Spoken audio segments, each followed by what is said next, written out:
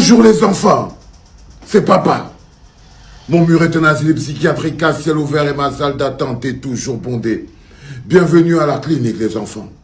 Alors il y a ce communiqué qui circule depuis sur internet concernant l'accident de Francis Ngannou qui a causé la mort à mademoiselle N'Tchama Manuela.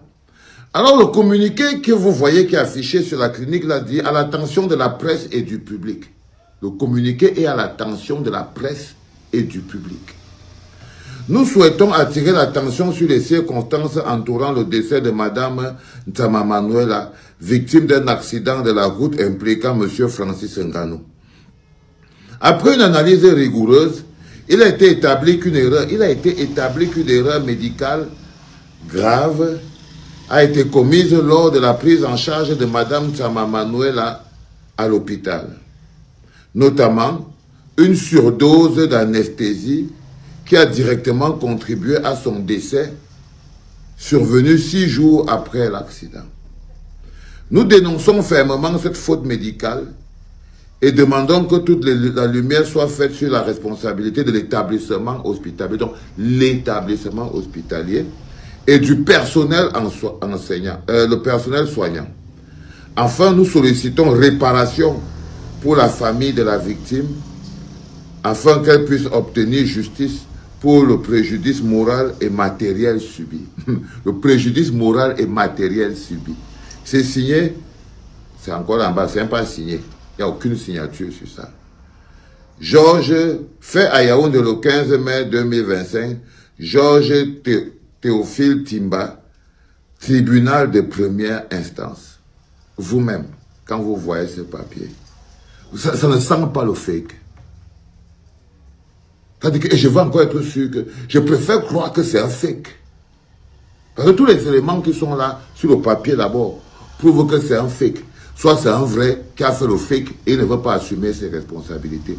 La première question que vous vous posez, depuis quand un tribunal finit de juger une affaire, rend ses conclusions et le tribunal a fait le communiqué dehors parce que c'est lui qui annonce les conclusions de son enquête au public. Depuis quand? Qui a porté plainte? Qui a porté plainte au ministère? Qui a porté plainte? Personne. Il dit après une analyse rigoureuse, si on leur demande que Francis Ngannou roulait à quelle vitesse quand il a cogné cette fille, ils peuvent donner cette information. Si on leur demande que la fille a été portée comment pour quitter du lieu de l'accident jusqu'à être amenée à l'hôpital, ils peuvent donner l'information. Si on leur demande de manière claire et nette que comment c'est qu'elle a été portée, c'était dans le taxi ou bien sur la moto, ils peuvent donner l'information. Si on leur demande est-ce qu'il y a eu un constat, comment peuvent-ils avoir des informations minutieuses? Le constat même il n'y a pas eu. Aucun policier n'est arrivé sur le lieu de l'accident où la fille est morte. Personne n'a une photo de Francis Ngannou. Là, sur le on te dit que il n'y a aucune photo de Francis Ngannou, nulle part. Nulle part qu'il a fait un accident. Paris s'est caché. S'il n'y a aucune photo de Francis Ngannou, vous ne vous posez pas les questions. Parce que ça vous dérange. Le communiqué s'y est venu, je vais encore vous tourner un peu le couteau dans la plaie. C'est-à-dire que qui a vu la photo de Francis Ngannou sur le lieu de l'accident? Personne. Parce qu'ils ont tout fait wassa wassa. Ils ont tout fait très vite. C'est-à-dire qu'au point où ils ont cogné la fille, ils l'ont reporté, ils l'ont mis dans quelque chose, une voiture ou taxi ou quoi, ils l'ont amené directement à l'hôpital. Ils l'ont amené directement à l'hôpital. Donc personne n'a même une photo de Francis Ngannou sur le lieu de l'accident. Personne ne sait. La police n'a même pas eu le temps d'arriver. Il n'y a même pas eu le constat. Rien. Rien. Mais les mecs écrivent quand même qu'après une analyse rigoureuse, tu dis que rigoureuse sans les éléments. Sans les éléments nécessaires, tu vas faire comment? Tu fais une analyse d'un accident, tu n'as pas le constat. C'est pas normal. Et après, on n'a pas l'autopsie. Où est l'autopsie? Mais ils écrivent là, après une analyse rigoureuse, il a été établi qu'une erreur médicale grave a été commise lors de la prise en charge de Madame N'Tchama Manuela à l'hôpital. Quel hôpital? Là, on n'écrit même pas si c'est l'hôpital général. Si c'est l'hôpital, il paraît que c'est dans l'hôpital général. Il faut écrire hôpital général. Pourquoi ils ne mettent pas hôpital général? Pourquoi l'hôpital général ne se lève pas? Parce que c'est un fake. Parce que c'est un fake, c'est une manipulation de l'esprit. C'est ça, c'est les choses qui sont utilisées pour atténuer la douleur du peuple. C'est-à-dire que vous trafiquez, on dit ça, trafic des résultats des investigations. Parce que vous savez que il faut que Francis Ngannou doit répondre au peuple camerounais. Il doit répondre au peuple camerounais.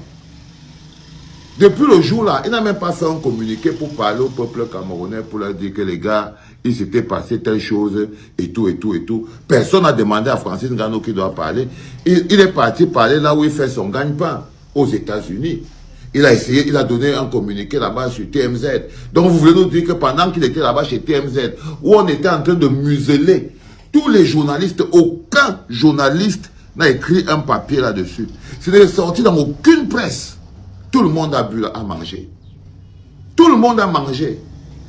Si tout le monde a mangé, pourquoi les mecs de la justice ne peuvent pas manger? Aucune presse. On dit que l'opinion nationale et internationale. Qu'est-ce que l'opinion a demandé à savoir qu'est-ce qui est arrivé à la petite Mano Lansama? Mais non. Mais non. Même la famille ne veut pas qu'on parle de ça. Pas tout le monde a mangé. Pas tout le monde a mangé. Vous êtes terrible, hein? Alors il y a ce papier qui sort donc. Il dit nous dénonçons. On dit donc, après une analyse rigoureuse, il a été établi qu'une erreur médicale grave a été commise lors de la prise en charge de Madame Ntama Manuela à l'hôpital, notamment une surdose d'anesthésie qui a directement contribué à son décès 6 jours après l'accident. On connaît au moins donc qu'il a prescrit l'anesthésie. Il y a quelqu'un qui l'a injecté. L'anesthésie n'est pas venue tout seul. L'anesthésie est venue injecter. L'hôpital n'est pas... Si c'est l'hôpital, on doit fermer l'hôpital là. On doit aller arrêter le docteur, le directeur de l'hôpital. C'est lui le premier responsable, le directeur de l'hôpital. Et tous les médecins qui étaient là, ils sont tous à être mis aux arrêts. Ils sont où? Ils doivent tous être mis aux arrêts. Bah oui, si votre histoire si est réelle. Parce qu'à l'heure, ils sont tous aux arrêts. Mais personne n'est réellement indexé. Parce qu'il n'y a personne, c'est du blabla.